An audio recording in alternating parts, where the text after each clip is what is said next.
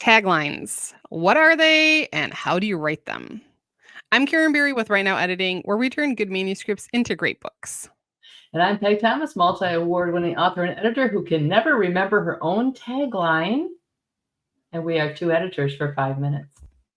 I'm going to start the clock now. And yes, we were just talking about our taglines. I have mine memorized. Peg had to I go have find. mine on the back of my bookmarks. Um, So I can read so, it. what is the tagline and why should you memorize it? The tagline is kind of that elevator pitch. It is a short statement that tells people what they can expect when they read your books. Mine's a little more generic than Peg's, but my tagline is hopeful fiction with a healthy dose of romance.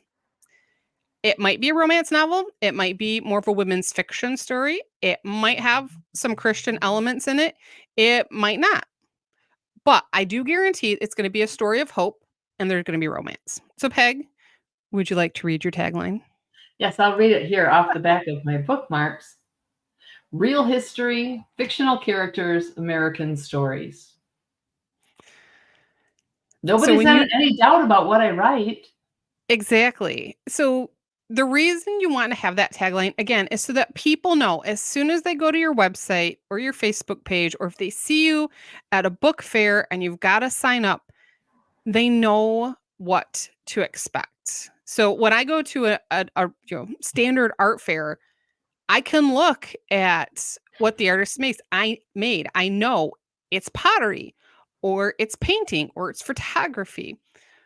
Books aren't quite as easy. So that's why we come up with these lines to describe what our stories are about. So, Peg, go through yours again and tell us why you picked those specific elements for your tagline. If you Okay. could remember. I can remember because I have them on my bookmark. And this is something that really goes really well with a tagline is to have a bookmark. This is my series I'm writing right now. And on the back of it, I have a QR code. Don't zoom in on it because this one went defunct on me. Um, I have my banner that's out on my Facebook and social media stuff. And then I have my tagline. And it's a great thing you can hand to people, or if you forget your tagline, you can read it. Mine is real history because I write historicals and I use real history always in my stories. Fictional characters. Now, I've just told everybody that I write fiction, I write historical fiction. And the last one, American stories. They know where my settings are. So it just encapsulates everything that I put on the written page. Now, when it comes to your tagline, you want it to be specific to what you write again, so people know what to expect from your books. Taglines that don't work are taglines that could work for any author.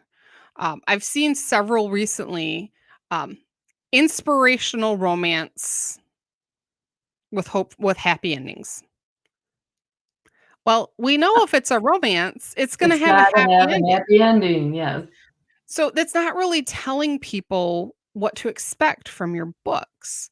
And I am going to cheat a little bit here. I have a list of some taglines that I've been collecting. This is for another day and another time. But I like some of these taglines because it tells you I don't even have to tell you the genre. So Peg, what is this? Country roads, small towns, happily ever after. Small town romance. Be Absolutely. contemporary. And let's see, I've got another one here that was great that I wanted to. Oh, dangerously good history. Ooh, What historical suspense. historical suspense? Yes. Absolutely. There was one. Now, this one, it's a little more vague, but stories of faith and love. Christian romance. Exactly.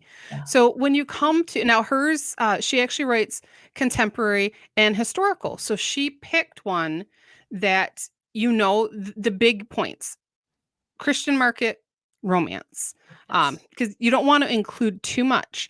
So when you're picking that tagline, really think of it as a marketing tool. Think of it like Peg said, it's something you can put on your bookmark that you can hand right out to people. We've got 20 seconds left. Peg, anything else you want to say about that tagline? Memorize it. It helps. When people ask you, especially when the person you make a podcast with asks you, you should be able to repeat the stupid thing. And if you don't have it memorized, make sure you've got it on a bookmark so you can read it easily. And And it's that's all 6 that's words. It's only 6 words, and I have to look. It's really pathetic. perfect. That's all we've got for today. Until next week, I'm Karen Berry. I'm Peg Thomas. See you next time. Bye.